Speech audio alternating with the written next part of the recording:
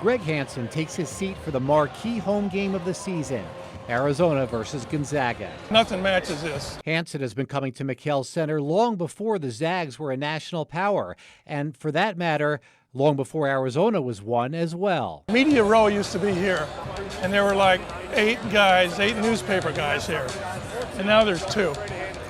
So, a sign of the times. The one constant? Greg Hansen. Originally from Utah, he came to interview at the Arizona Daily Star back in 1981. It was in the midsummer, and you know what it's like landing at the Tucson airport in midsummer? I looked out the window and said I would never come here.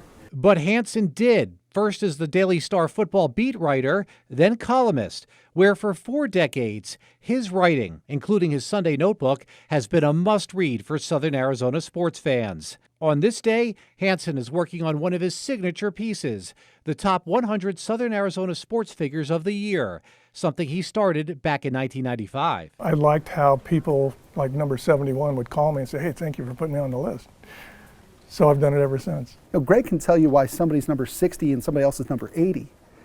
That's incredible. Daily Star sports editor Ryan Finley knows the irony that Hansen could be near the top of his own list. Greg comes by his opinions through research and through writing, and then he shares them. And that's a lost art, I think. He's an opinion columnist, yes, but what he's doing is journalism. I mean, it's, you take the word I out of many of his columns, and they could run in our paper as features, right? He's telling stories.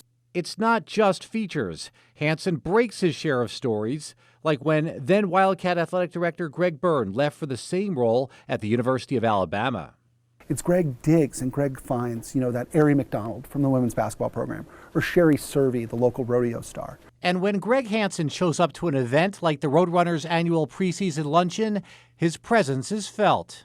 I think in Tucson, it's really easy to say that Greg Hansen's respected locally, but travel with him, go on the road with him. That's exactly what Ryan Finley did. For 8 years, Finley was the Daily Star Wildcat football beat writer, while Hansen was the columnist.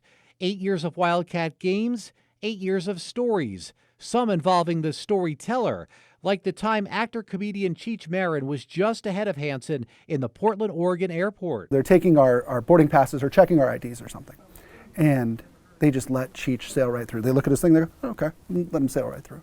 Greg Hansen's the next one up. And the lady, Portland Airport, Portland, Oregon, goes, Mr. Hansen, what's going on with our team? There's this movie star ahead of us, and they just blow right past him. But they want to talk to Greg Hansen in the Portland Airport about U of A football.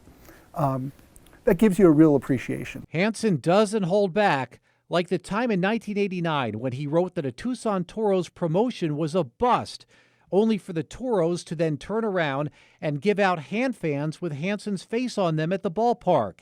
It said, Greg Hansen is now a fan. More than 30 years later, he has no recollection of the incident. What's it like being on an unpopular side of a column? You got to do another column the next day, so you can't stop and worry about it. You just got to move on. And in a city that eats up positive Wildcat news and an athletic department many in the media perceive as unwelcoming of negative coverage, it takes a little courage to criticize the Wildcats. I never thought of it as courage, although when Lute Olson's angry at you at the prime of his career, it kind of sticks with you. That happened in the summer of 1991. It's an incident that former Wildcat Media Communications Director Tom Duddleston remembers well. Star Wildcat basketball player Khalid Reeves was accused of rape, something for which Reeves never faced a criminal trial. He finally went to the courthouse, and Lute didn't accompany him. And I was just critical, saying Lute should have been there for him.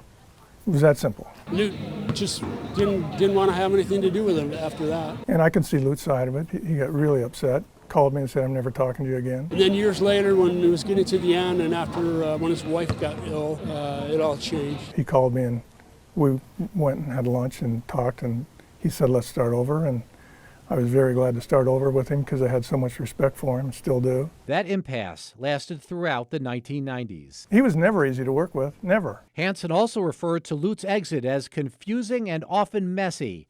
Olson had fired longtime assistant Jim Rosborough, and his succession plan never came to fruition. But Hansen was the first to call for a Lute Olson statue outside McKale Center. Lute Olson changed the culture in Tucson. He changed the image of Tucson, and there was nothing. And to Dave Hickey's credit, he got it built. I would have left Tucson if Lute hadn't been here doing what he was doing.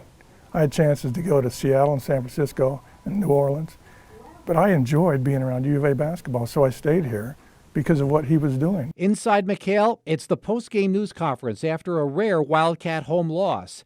And Hansen wants to know if more games against Gonzaga are in the future. Would you like to continue this series on a home-and-home basis? Hansen plans to continue his craft, though the newspaper industry is facing an uncertain future. He comes from a time in the 1980s when the newspaper columnist set the narrative for a city's sports coverage. And in many ways today, Hansen still does. Greg is an institution, and we hope he stays here a very long time. We live in a world now where I think everybody is kind of a hot take machine, where every opinion you have gets put out in social media. Greg is more responsible than that. Not a lot of markets have that, and I think that makes us as a paper better. I think that makes Tucson better. There's not going to be another Greg Hansen, that's for sure.